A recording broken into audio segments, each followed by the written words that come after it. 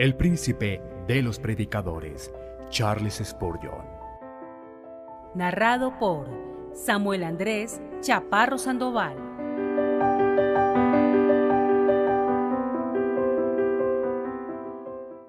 Sansón vencido. Sermón predicado la mañana del domingo 21 de noviembre 1858 por Charles Haddon Spurgeon en Music Hall, Royal Surrey Gardens, Londres. Y le dijo: Sansón, los filisteos sobre ti. Y luego que despertó él de su sueño, se dijo: esta vez saldré como las otras y me escaparé. Pero él no sabía que Jehová ya se había apartado de él. Mas los filisteos le echaron mano y le sacaron los ojos y le llevaron a Gaza y le ataron con cadenas para que moliese en la cárcel. Jueces capítulo 16, versículos 20 y 21. En muchos sentidos, Sansón es uno de los hombres más notables entre aquellos cuya historia quedó registrada en las páginas de la inspiración. Sansón gozó de un privilegio singular que solo le fue concedido a otra persona más en el Antiguo Testamento. Un ángel predijo a sus padres su nacimiento. Isaac fue prometido a Abraham y Sara por unos ángeles a quienes habían ofrecido hospitalidad sin percatarse del hecho, pero con la excepción de Isaac, Sansón fue el único cuyo nacimiento fue profetizado por un mensajero angélico antes de la inauguración de la dispensación evangélica. Fue dedicado a Dios antes de su nacimiento, siendo apartado como un nazareo. Ahora bien, un nazareo era una persona consagrada enteramente a Dios, y en señal de su consagración se abstenía completamente del vino y dejaba crecer su cabello sin que le pasaran navaja. Pueden entender, por tanto, que Sansón estaba enteramente consagrado a Dios, y quienes le veían dirían: aquel hombre es un varón de Dios, un nazareo, un consagrado. Dios dotó a Sansón con una fuerza sobrenatural, una fuerza que no podía haber sido jamás el resultado de un mero poder muscular. No era la simple constitución física de Sansón la que le hacía fuerte. No hería a los filisteos con el brazo o con el puño. Era un milagro que moraba en su interior, una continua emanación de la omnipotencia de Dios, la que le hacía más fuerte que miles de sus enemigos. Parece que Sansón descubrió muy pronto la gran fuerza que poseía, pues el Espíritu de Jehová comenzó a manifestarse en él en los campamentos de Dan. Sansón juzgó a Israel 30 años y lo libró gloriosamente. Cuán noble ser debe haber sido. Mírenlo. Cuando se aparta un momento de sus padres para entrar en la viña, un león que se haya agazapado allí salta sobre él, pero Sansón se le enfrenta completamente desarmado, lo recibe en sus musculosos brazos y lo despedaza como si se tratara de un cabrito. Véanlo tiempo después, cuando sus paisanos le ataron y le hicieron descender de la peña y le entregaron a los miles de filisteos. Apenas se está acercando a ellos cuando, sin ningún arma, con su propio pie, comienza a patearlos y hallando una quijada de asno fresca, toma esa innoble arma y barre con los hombres que tenían cascos en sus cabezas y sobre sus piernas traían grebas de bronce. Y su vigor tampoco le falló años después, pues murió en la flor de sus días. Realizó una de sus mayores hazañas en esta etapa precisa de su vida. Sansón está encerrado en la ciudad de Gaza. Se queda allí hasta la medianoche. Está tan confiado en su fuerza que no tiene ninguna prisa por partir.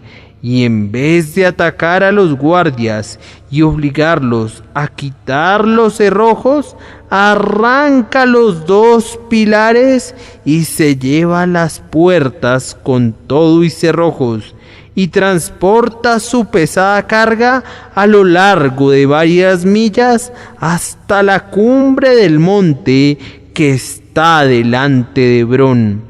En todos los sentidos debe haber sido algo grandioso ver a este hombre, especialmente si uno lo contaba como amigo. Si uno hubiera sido su enemigo, era mucho mejor verlo desde muy lejos, pues nadie podía escapar de él excepto quienes huían.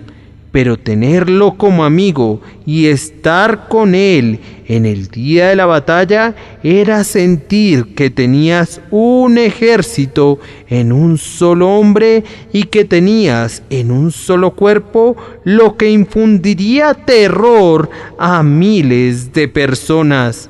Sin embargo, aunque Sansón tenía una gran potencia física, solo tenía una pequeña fuerza mental y tenía todavía menos poder espiritual. Su vida entera es una escena de milagros y de locuras. Tenía muy poca gracia y era fácilmente vencido por la tentación.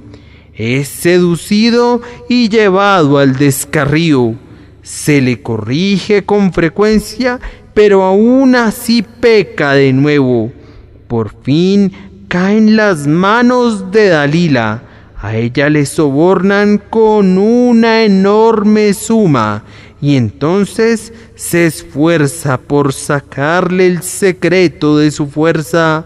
Sansón juega insensatamente con el peligro y con su propia destrucción. Por fin, acosado por la importunidad de ella, le descubre el secreto que no debía haber confiado a nadie y que solo a él le pertenecía. El secreto de su fuerza se ocultaba en sus guedejas.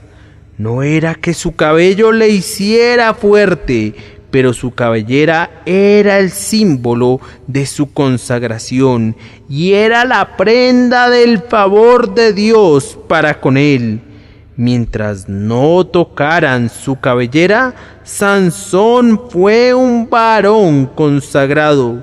Tan pronto se la raparon, ya no estuvo más perfectamente consagrado, y entonces su fuerza le abandonó. Le cortaron su cabellera, le quitaron las guedejas que una vez le cubrieron, y entonces se redujo a ser un débil jovenzuelo como otros hombres. Ahora los filisteos comienzan a oprimirle y le sacan los ojos con un hierro candente. ¡Cómo han caído los valientes! ¡Cómo son atrapados los grandes en la red! Se ve a Sansón, el gran héroe de Israel, arrastrando sus pies cuando se encamina a Gaza. Dije que marcha arrastrando los pies porque acaba de quedarse ciego, que era algo nuevo para él, por lo que todavía no había aprendido a caminar tan bien como aquellos que, habiendo sido ciegos durante años, aprenden por fin a poner firmemente su pie sobre la tierra. atados sus pies con cadenas de bronce, un modo inusual de atar a un prisionero, pero adaptado en este caso porque se suponía que Sansón seguía siendo muy fuerte y que cualquier otro tipo de cadena sería insuficiente. Se le ve caminando en medio de una pequeña escolta hacia Gaza, y ahora llega a la propia ciudad de la cual había salido en todo su orgullo, con las puertas y su cerrojo a cuestas. Y los niños salen, y las clases bajas del pueblo le rodean y le señalan diciendo: Sansón, el gran héroe, ha caído. Divirtámonos con él. ¡Qué espectáculo! El ardiente sol cae sobre su cabeza desnuda, que una vez estuvo protegida con aquellas exuberantes guedejas. Miren a la escolta que lo custodia, un simple puñado de hombres, como hubieran huido delante de él en sus días más brillantes. Pero ahora hasta un niño podría vencerle. Lo llevan a un lugar donde un asno está moliendo en el molino, y Sansón tiene que desempeñar esa innoble tarea. Vamos, él tiene que ser la diversión y la burla de todos los que pasan por ahí, y de todo necio que entre para ver esa gran maravilla. El destructor de los filisteos, reducido a trabajar en el molino. ¡Ah, qué caída tuvo lugar, hermanos míos! Bien podemos detenernos y llorar por el pobre ciego Sansón. Fue terrible que perdiera sus ojos, que perdiera su fuerza fue peor, pero que perdiera el favor de Dios por un tiempo y que se convirtiera en la diversión de los enemigos de Dios fue lo peor de todo. Por esto podemos llorar en verdad. Ahora, ¿por qué he narrado esta historia? ¿Por qué querría dirigir su atención a Sansón?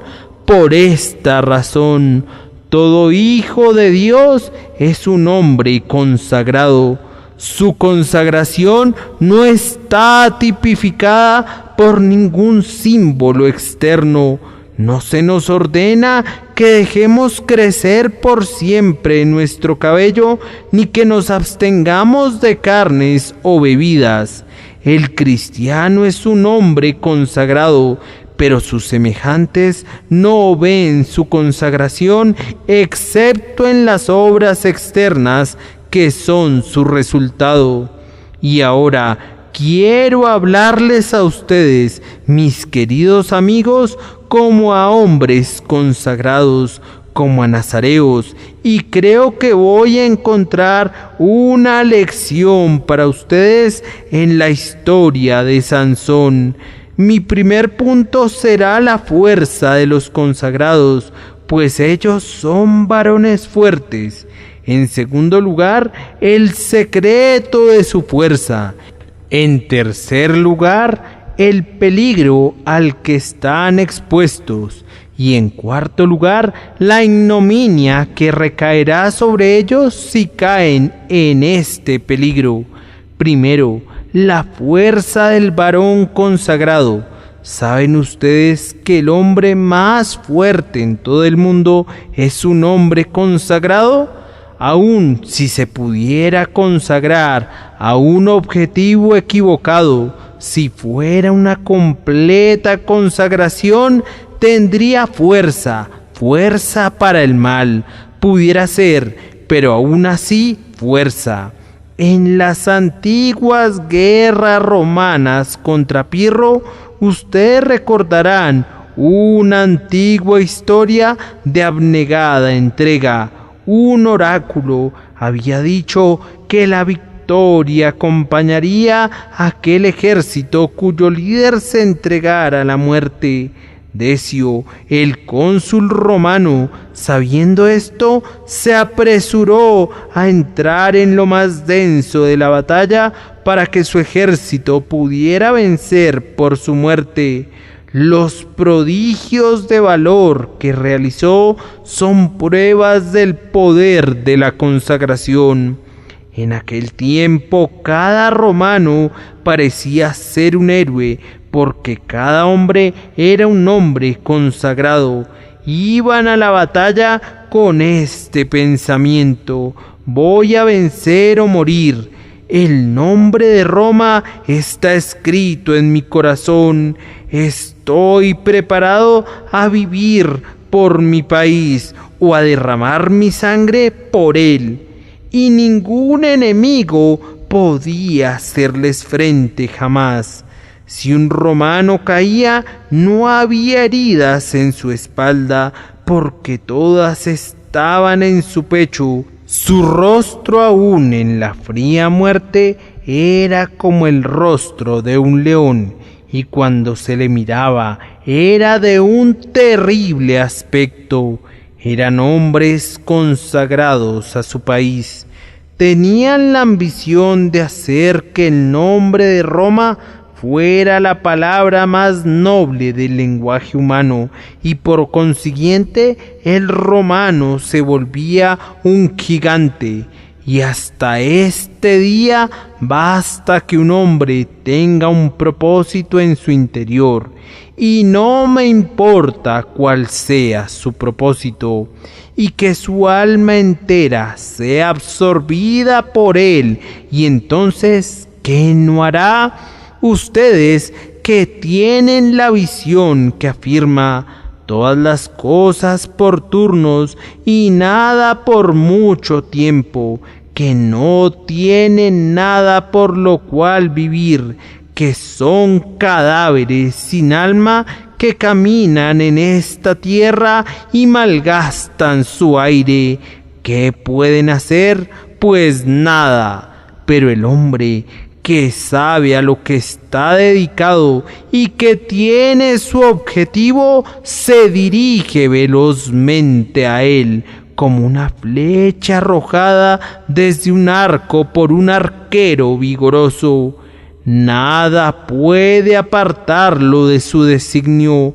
Cuanto más cierto es esto, si limito la descripción a lo que es peculiar del cristiano, la consagración a Dios. ¡Oh, qué fuerza tiene el hombre que está dedicado a Dios!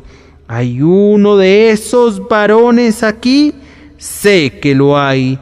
Yo sé que pudiera haber muchos que se han consagrado al Señor Dios de Israel en el secreto de su alcoba, y que pueden decir en sus corazones: ha sido concluida la gran transacción, ha sido concluida. Yo soy de mi Señor y Él es mío. Él me atrajo y yo le seguí, alegre de obedecer a la voz divina. Ahora, el hombre que puede decir eso y que está completamente consagrado a Dios, sea quien sea o lo que sea, es un hombre fuerte que habrá de hacer portentos. Necesito hablarles de las maravillas que han realizado los hombres consagrados. Ustedes han leído las historias de tiempos antiguos, cuando a nuestra religión se le daba caza como a una perdiz en los montes. ¿Nunca oyeron cómo hombres y mujeres consagrados aguantaron dolores y agonías inauditos? ¿No han leído cómo los echaban a los leones, cómo fueron aserrados en mitades, cómo languidecieron en prisiones, o se encontraron con una muerte más rápida a filo de espada? ¿No han oído cómo andaban de acá para allá, cubiertos de pieles de ovejas y de cabras, pobres, angustiados, maltratados, de los cuales el mundo no era digno? ¿No han oído cómo desafiaron en su cara a los tiranos, como cuando los amenazaban se atrevían a reírse de todas las amenazas del enemigo con gran valentía? ¿Cómo, estando en la hoguera, aplaudían con sus manos en el fuego y cantaban salmos de triunfo cuando hombres peores que demonios se mofaban de sus miserias? ¿Cómo fue eso? ¿Qué hizo que las mujeres fueran más fuertes que hombres y los hombres más fuertes que ángeles? Vamos, pues fue esto: ellos estaban consagrados a Dios. Ellos sentían que cada dolor que desgarraba su corazón estaba dándole la gloria a Dios, que todos los padecimientos que soportaban en sus cuerpos no eran sino las marcas del Señor Jesús, por las cuales patentizaban que estaban enteramente dedicados a Él. Y no solo en esto se ha evidenciado el poder de los consagrados. ¿No han oído nunca cómo los santificados han realizado portentos? Lean las historias de quienes no estimaron preciosa su vida para ellos mismos, con tal de honrar a su Señor y Maestro, predicando su palabra, exponiendo el Evangelio en tierras extrañas. ¿No han oído cómo los hombres han abandonado su parentela y sus amigos y toda esa vida tan preciada, y han atravesado mares tormentosos y se han adentrado en las tierras de los paganos, donde los hombres se devoraban unos a otros?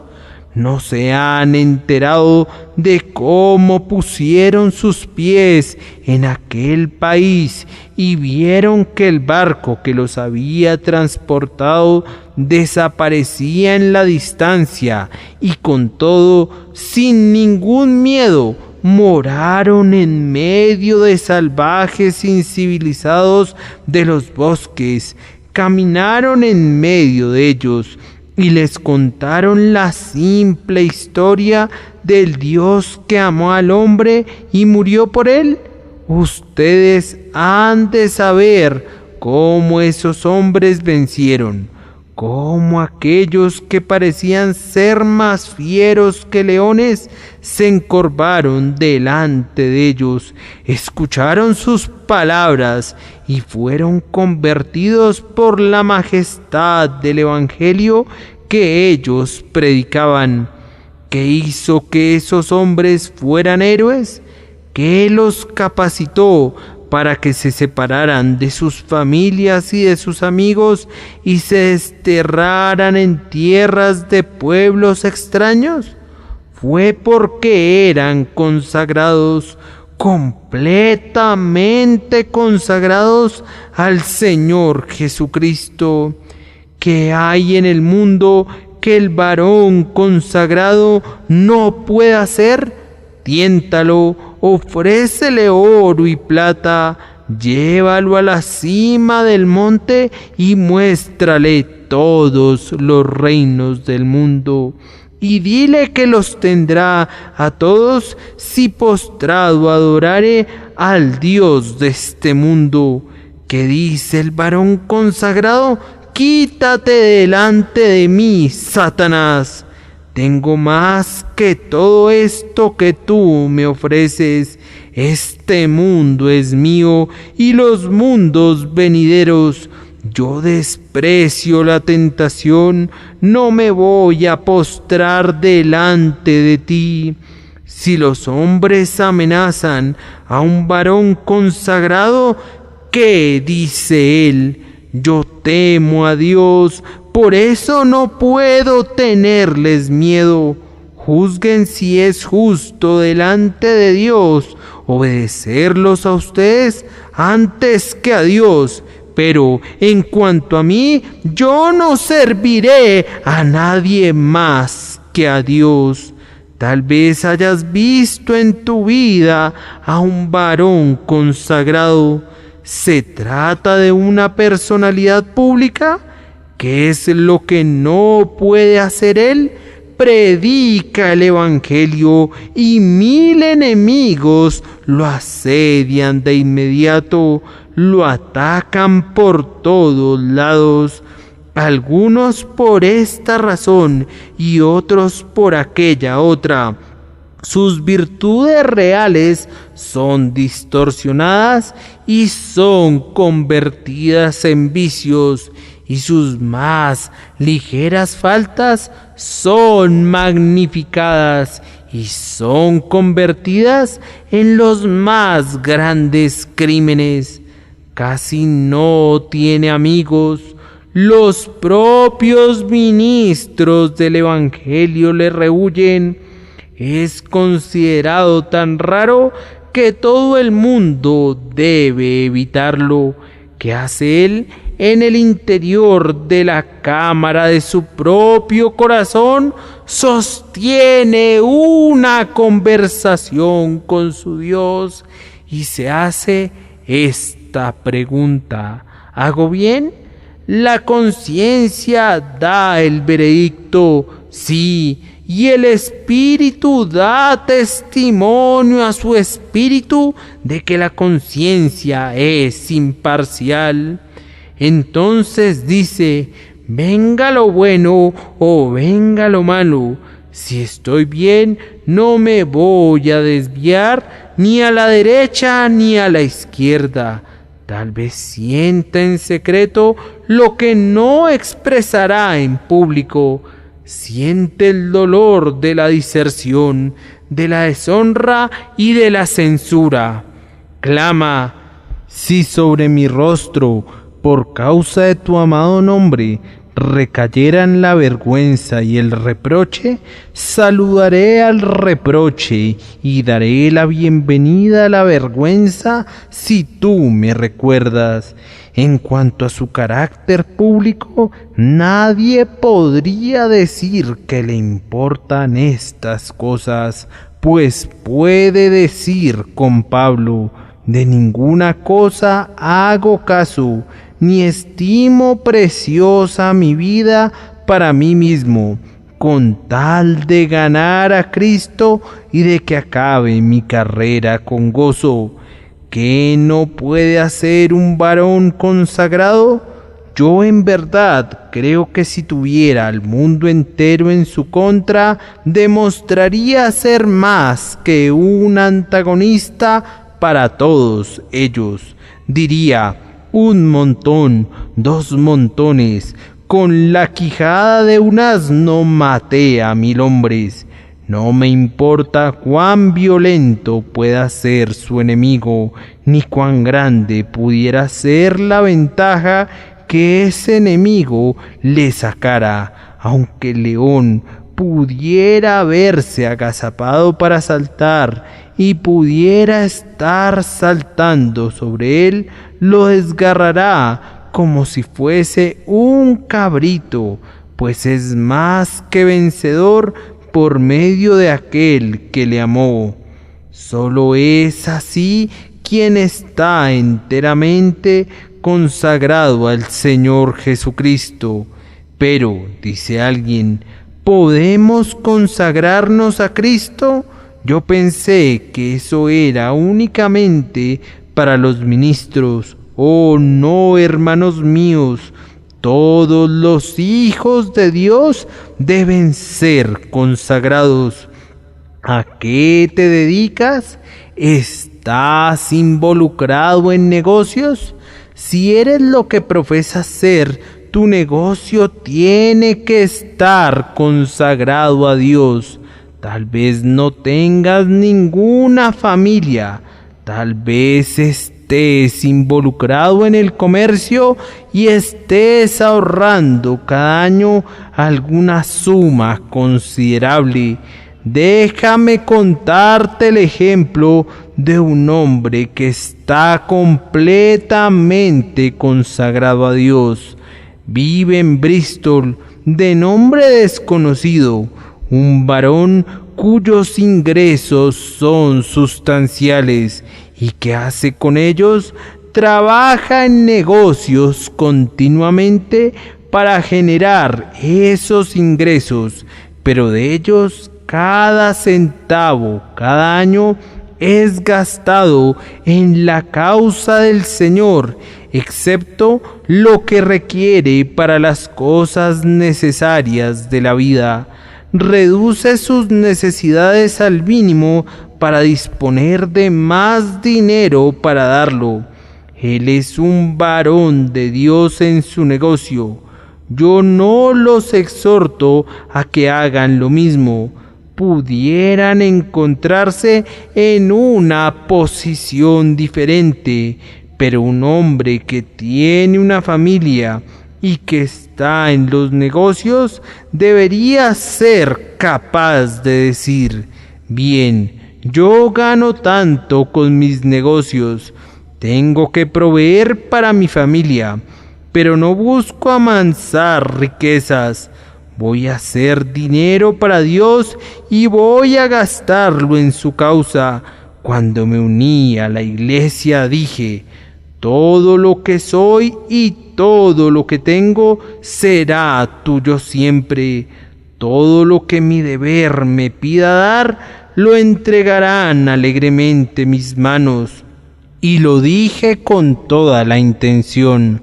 No entiendo algunas personas cristianas que cantan ese himno, pero luego reducen, aprietan y recortan cualquier cosa cuando se trata de dar para la causa de Dios. Si canto eso es porque tengo la intención de decirlo. No lo cantaría a menos que así fuera. Si me uno a la iglesia, entiendo que me doy yo mismo y todo lo que tengo a esa iglesia. No quisiera ser una profesión mentirosa.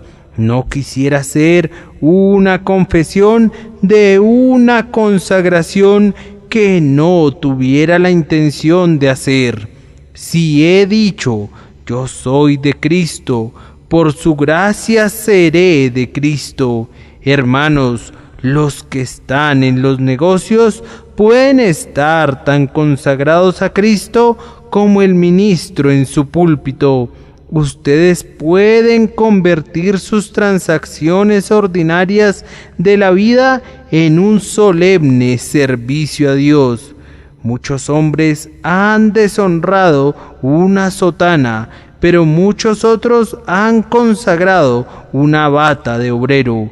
Muchos hombres han manchado los cojines de su púlpito, pero muchos otros han convertido la horma de zapatero en santidad al Señor. Dichoso el varón que es consagrado al Señor. Donde quiera que esté, es un consagrado y hará maravillas. Se ha señalado a menudo que todos somos hombrecitos en esta época. Hace 100 años o más, si hubiéramos recorrido las iglesias, habríamos encontrado fácilmente un número de ministros de gran nota. Pero ahora todos somos hombrecitos, los babeantes hijos de unos don nadie. Nuestros nombres no serán recordados nunca, pues no hacemos nada para merecerlo. Es raro encontrar a un hombre vivo en esta tierra. Se puede encontrar a muchos que se autodesignan hombres, pero ellos son cáscaras de hombres, se han quedado sin vida. El precioso núcleo pareciera haber partido. La pequeñez de los cristianos de esta época resulta de la pequeñez de su consagración a Cristo. La época de John Owen fue la era de grandes predicadores, pero déjenme decirles que esos fueron los días de una gran consagración. Esos grandes predicadores cuyos nombres recordamos no consideraban nada como propio. Les fueron suprimidas sus prebendas porque no pudieron conformarse a la iglesia establecida y renunciaron voluntariamente a todo lo que tenían por el Señor. Les daban casa de un lugar a otro. La deshonrosa acta de las 5 millas no les permitía acercarse dentro de un radio de 5 millas a cualquier ciudad que tuviera un mercado. Deambulaban por aquí y por allá para predicar el evangelio a unas pobres ovejas escasas, estando entregados plenamente a su Señor.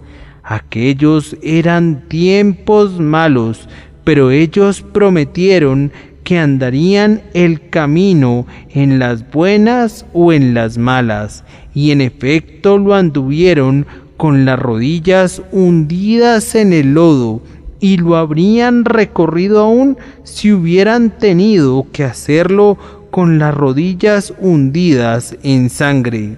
Se convirtieron en grandes hombres, y si nosotros fuéramos como ellos lo fueron, enteramente entregados a Dios, si pudiéramos decir de nosotros mismos: desde la coronilla de mi cabeza hasta la planta de mi pie, no hay ni una sola gota de sangre que no sea enteramente de Dios.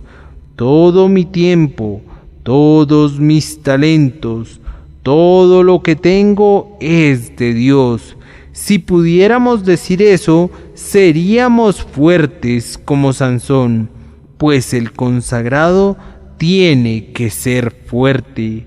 Ahora, en segundo lugar, veremos el secreto de su fuerza. ¿Qué hace fuerte al varón consagrado? Ah, amados, no hay fuerza en el hombre por sí mismo. Sansón sin Dios no era sino un pobre necio. El secreto de la fuerza de Sansón consistía en esto: que en tanto que estuviera consagrado sería fuerte, en tanto que estuviera entregado enteramente a su Dios y no tuviera ningún objetivo sino el de servir a Dios, y eso debía ser indicado por el crecimiento de su cabellera. En tanto que así fuera y nada más, Dios estaría con él para ayudarle. Y ahora ustedes ven, queridos amigos, que si tienen alguna fuerza para servir a Dios, el secreto de su fuerza se esconde en el mismo lugar. ¿Qué fuerza tienes tú, salvo en Dios? Ah, he oído que algunos hombres hablan como si la fuerza del libre albedrío de la naturaleza humana fuera suficiente para llevar a los hombres al cielo. El libre albedrío ha llevado a muchas almas al infierno, pero nunca ha llevado todavía un alma al cielo. Ninguna fuerza de la naturaleza puede bastar para servir al Señor debidamente. Nadie puede decir que Jesús es el Cristo sino por el Espíritu Santo. Nadie puede venir a Cristo si el Padre que envió a Cristo no le trajere. Entonces, si el primer acto de la vida cristiana está más allá de toda fuerza humana, cuánto más están más allá de cualquiera de nosotros esos pasos más elevados.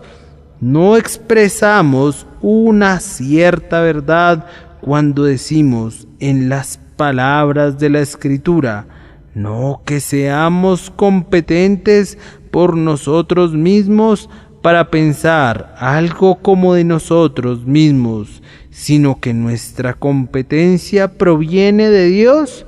Yo pienso que cualquiera que realmente tenga un alma vivificada, tarde o temprano será conducido a sentir esto. Sí, yo cuestiono si un hombre puede ser convertido un día sin que descubra su propia debilidad.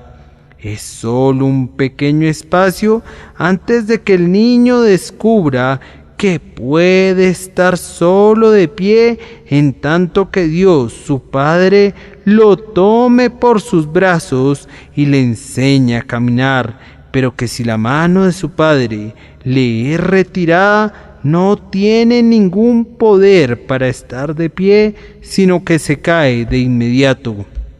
Vean a Sansón sin su Dios saliendo contra 1000 hombres, ¿no se reirían de él?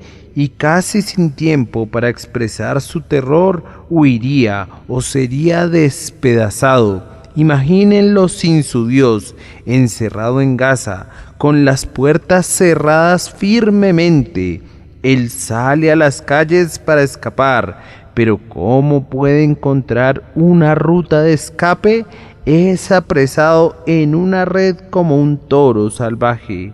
Él puede dar vueltas una y otra vez alrededor de los muros. Pero ¿dónde estará su liberación? Sin su Dios solo es como otros hombres. El secreto de su fuerza radica en su consagración y en la fuerza que es su resultado. Recuerden entonces el secreto de su fuerza. Nunca piensen tener un poder que sea propio.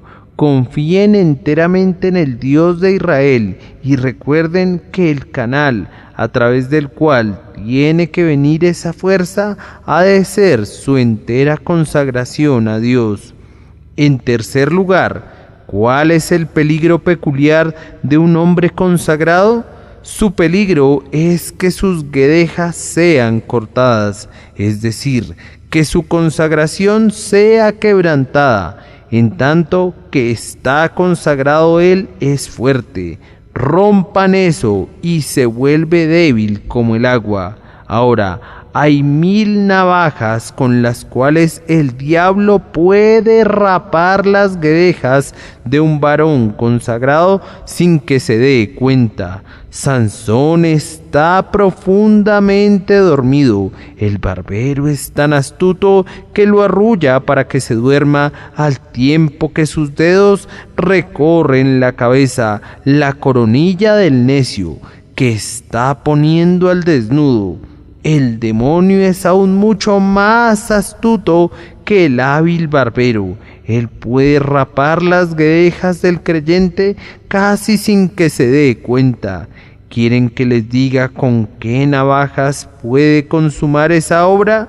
Algunas veces toma la filosa navaja del orgullo, y cuando el cristiano se queda dormido y se descuida, viene con ella y comienza a pasar sus dedos sobre las guedejas del cristiano y le dice: «¡Cuán excelente eres tú como persona! ¿Qué portentos has realizado? ¿Acaso no destrozaste hábilmente al león? ¿Acaso no fue una gran hazaña que hirieras cadera y muslo a los filisteos? Se hablará de ti mientras el tiempo dure por llevarte a cuestas las puertas de Gaza. No tienes que temer a nadie». Y así la navaja prosigue su obra y caen una guedeja tras otra, pero Sansón no se da cuenta. Él solo piensa en su interior: «¡Cuán valiente soy! ¡Cuán grande soy!». Así funciona la navaja del orgullo.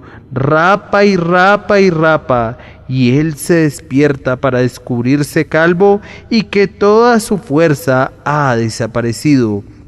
¿No han pasado nunca esa navaja por tu cabeza? Yo confieso que la pasan sobre mi cabeza. Después que han sido capaces de soportar aflicciones, ¿no han oído nunca una voz que les dice: ¿cuán paciente fuiste? Después que han rechazado alguna tentación y han sido capaces de mantenerse en el curso inamovible de la integridad, ¿no les ha dicho Satanás: eso que hiciste es algo excelente, actuaste con valentía? Y en todo ese tiempo no te dabas cuenta de que era la astuta mano del maligno la que estaba rapando tus guedejas con la filosa navaja del orgullo.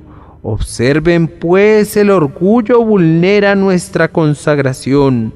Tan pronto comienzo a volverme orgulloso por lo que hago o por lo que soy, he de preguntarme: ¿de qué estoy orgulloso? Vamos, hay en ese orgullo el acto de quitarle a Dios su gloria. Yo prometí que Dios debía recibir toda la gloria, ¿y no es esa una parte de mi consagración? Y yo la estoy tomando para mí. He vulnerado mi consagración, mis guedejas han desaparecido, y yo me vuelvo débil. Observa esto, cristiano: Dios no te dará nunca fuerzas para que te glorifiques a ti mismo. Dios te dará una corona, pero no para que la pongas sobre tu cabeza. Tan pronto como un cristiano comienza a escribir sobre su propio escudo de armas sus hazañas y sus triunfos y toma la gloria para sí, Dios le abatirá hasta el polvo. Otra navaja que usa también es la autosuficiencia. Ah, dice el diablo al tiempo que rapa tus guedejas: has hecho muchísimo. ¿Ves que te ataron con mimbres verdes y tú los hiciste pedazos? Simplemente olieron el fuego y se rompieron.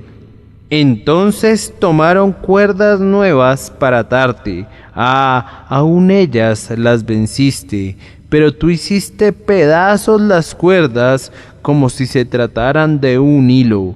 Luego tejieron las 7 guedejas de tu cabeza, pero tú arrancaste la estaca del telar con la tela y te alejaste. Tú puedes hacer cualquier cosa, no tengas miedo. Tú tienes la suficiente fuerza para hacer cualquier cosa. Puedes realizar cualquier hazaña que te propongas. Cuán delicadamente el diablo hará todo eso. Cómo frota la cabeza mientras la navaja se desliza suavemente sobre su superficie y las guedejas caen al suelo y él las pisa en el polvo. Tú has realizado todo esto y puedes hacer cualquier otra cosa. Cada gota de gracia destila del cielo.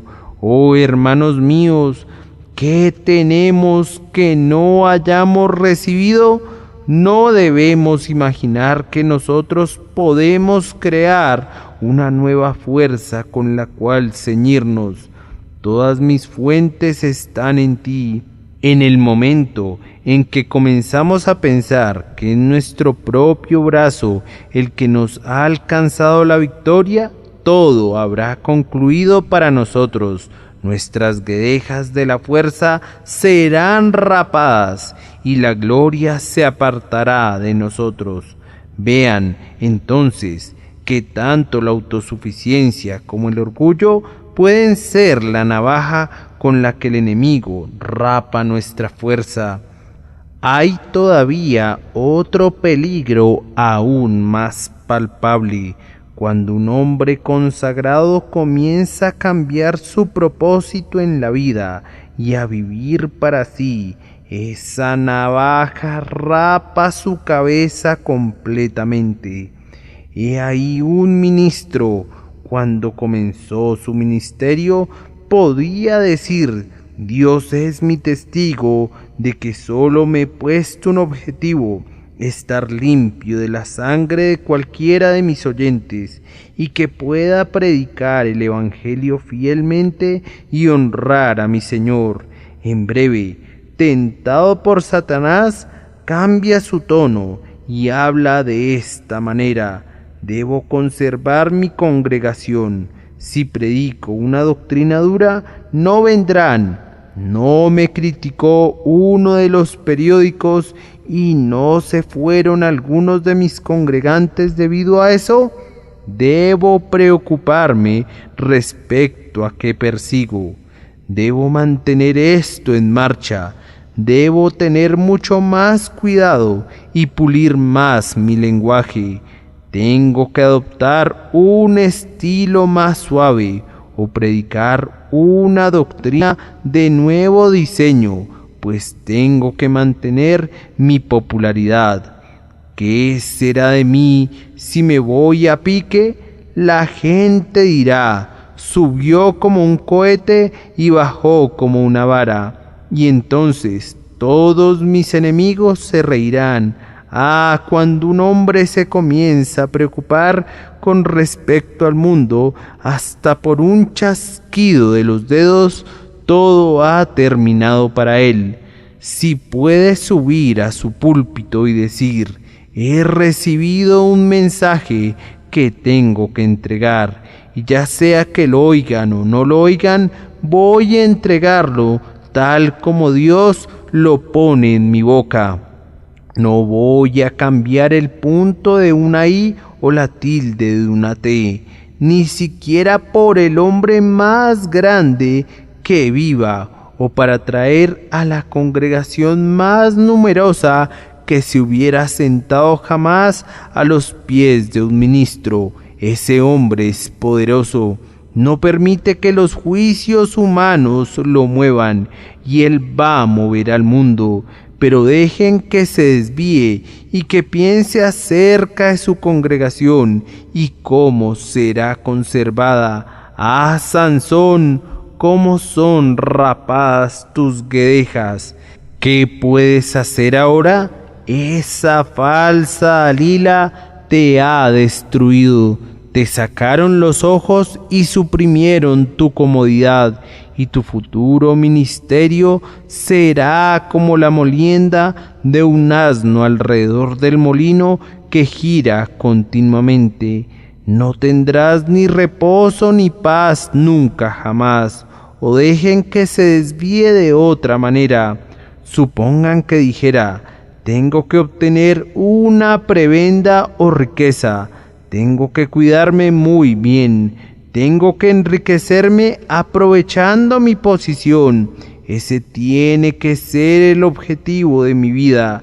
No estoy hablando ahora meramente del ministerio, sino de todos los consagrados, y tan pronto como comenzamos a hacer del yo el objetivo primordial de nuestra existencia, nuestras guedejas son recortadas.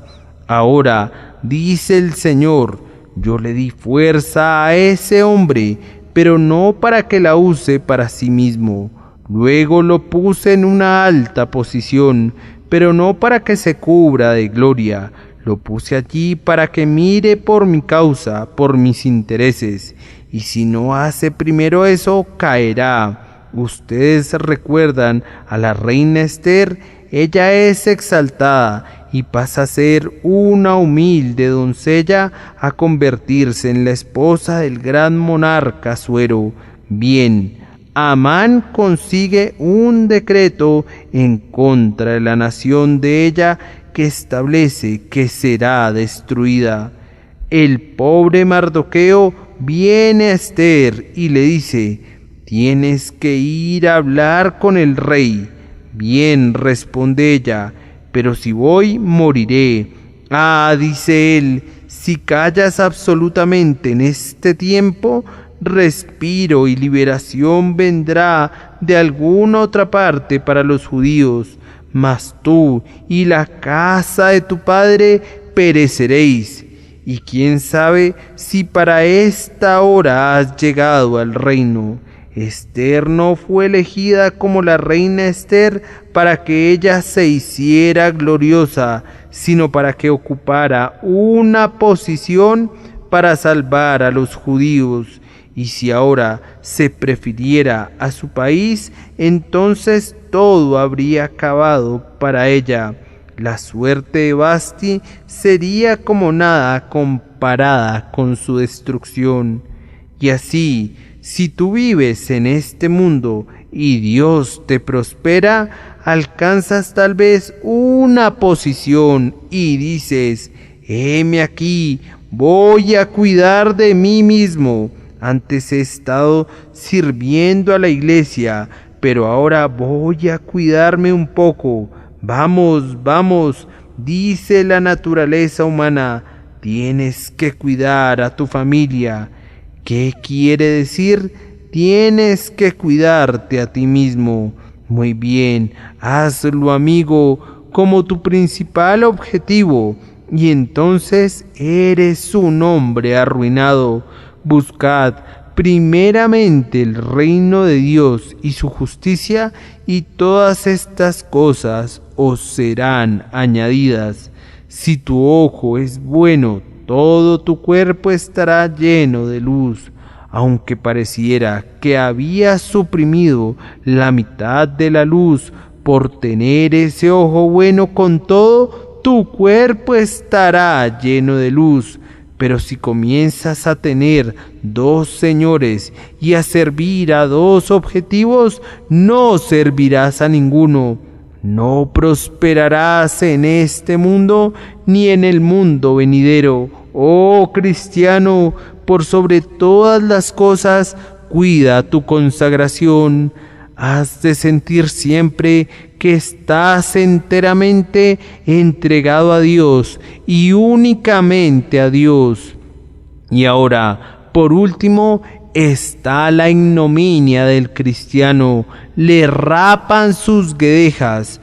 Yo le he visto a pesar de ser joven, y tú con tus cabellos grises sobre tu frente le has visto con mayor frecuencia que yo. Le he visto en el ministerio, hablaba como un ángel de Dios. Había muchos que le tenían en alta consideración y se colgaban de sus labios.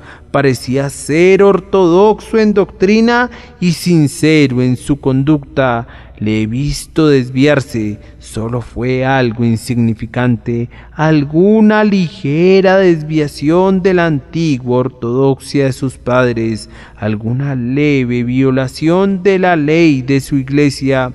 He visto que ha ido renunciando a una doctrina tras otra, hasta que al fin el propio lugar en el que predicaba se convirtió en un refrán y un proverbio. Y el padre de cabellos grises señala al hombre, a su hijo, como alguien al que hay que ver con sospecha, el cual, si dicta una conferencia, ha de ser oído con cautela, y si predica, no ha de ser escuchado en absoluto. ¿No le han visto? ¡Qué gran deshonra! ¡Qué caída! El hombre que llegó a los campos de Dan y que parecía ser movido por el Espíritu del Señor, se ha convertido en un esclavo del error. Se ha introducido en los propios campos del enemigo, y allí está ahora moliendo en el molino para los filisteos, a quienes más bien debería estar golpeando con su brazo. Ahora hay dos maneras de explicar esto. Ese hombre o es un hipócrita empedernido o un creyente caído. Algunas veces la gente dice de los que se desvían al pecado: miren ahora, vean, hay un cristiano caído, un hijo de Dios caído. Es algo así como cuando el vulgo ve en la noche una luz brillante en el cielo y dice: ah, hay una estrella caída. No era una estrella, las estrellas están muy bien. tomen un telescopio, todas ellas están ahí. La Osa Mayor no ha perdido ni una sola estrella de su cola, y si miran ahí está el cinturón de Orión muy seguro, y la daga no se ha caído de allí. ¿Qué es, entonces? No sabemos exactamente lo que es. Tal vez pudieran ser unos cuantos gases que suben por un momento y que han estallado, y eso es todo, o alguna sustancia errante que ha caído y ya era tiempo de que eso sucediera. Pero todas las estrellas están bien, entonces pueden tener la seguridad de que los hijos de Dios están siempre seguros. Ahora, esos hombres que se han desviado y que han quebrantado su voto de consagración son señalados como una ignominia para ellos mismos y como una deshonra para la Iglesia. Y quienes son miembros de la Iglesia de Cristo han visto a hombres que han estado en sus filas como firmes soldados de la cruz, y los han visto salir de nosotros porque no eran de nosotros. O como al pobre Sansón, los han visto ir a sus tumbas sin los ojos del consuelo que les fueron sacados, con los pies de su utilidad atados con cadenas de bronce y sin la fuerza de sus brazos que desapareció por completo. Ahora, ¿alguno de ustedes desea ser un renegado? ¿Deseas traicionar la santa profesión de tu religión? Hermanos míos, ¿hay alguien entre ustedes que en este día haga una profesión de amor a Cristo, pero que desee ser un apóstata? ¿Hay alguien de ustedes que desee que le saquen los ojos como a Sansón y que sea obligado a moler en el molino? ¿Quisieras cometer un gran pecado como David e ir con los huesos rotos a la tumba? ¿Quisieras emborracharte como Lot y caer en la lascivia? No, yo sé lo que dices, Señor. Haz que mi senda sea como el vuelo del águila, haz que vuele al sol a lo alto y que nunca me detenga ni me desvíe. Oh, dame gracia para servirte como Caleb, con un corazón perfecto, y que desde el principio hasta el fin de mis días mi senda sea como la luz de la aurora, que va en aumento hasta que el día es perfecto. Si yo sé cuál es tu deseo, entonces, ¿cómo has de lograrlo? Considera muy bien tu consagración. Ve que sea sincera, cuida de hacerla de corazón, y entonces mira al Espíritu Santo después que hayas mirado a tu consagración, y pídele que te dé tu gracia de cada día, pues así como el maná caía día a día, así debes recibir tu alimento diario de lo alto. Y recuerda que no es por ninguna gracia que tengas en ti, sino por la gracia que es en Cristo y que te tiene que ser dada cada hora que has de ser sostenido. Y habiendo hecho todo, ser coronado al fin como alguien fiel que ha perseverado hasta el fin. Yo les pido sus oraciones para que sea guardado fiel a mi Señor. Y por otro lado, yo ofreceré mis fervientes oraciones para que ustedes le puedan servir mientras Él les preste aliento, para que cuando la voz suya se pierda en la muerte, le alaben con más dulces y más sonoros acordes melodiosos a lo largo de una inmortalidad sin fin. Y en cuanto a ustedes que no se han entregado a Dios y que no están consagrados a Él, solo puedo hablarles como a filisteos y advertirles que llegará el día cuando Israel será vengado de los filisteos. Un día pudieran estar reunidos en el piso alto de sus placeres, gozando de salud y fuerza, pero hay un Sansón llamado Muerte que derribará las columnas de su tabernáculo y tendrán que caer y ser destruidos, y grande será su ruina. Que Dios les dé gracia para que puedan consagrarse a Cristo, de manera que viviendo, muriendo, se regocijen en Él y compartan con Él la gloria de su Padre.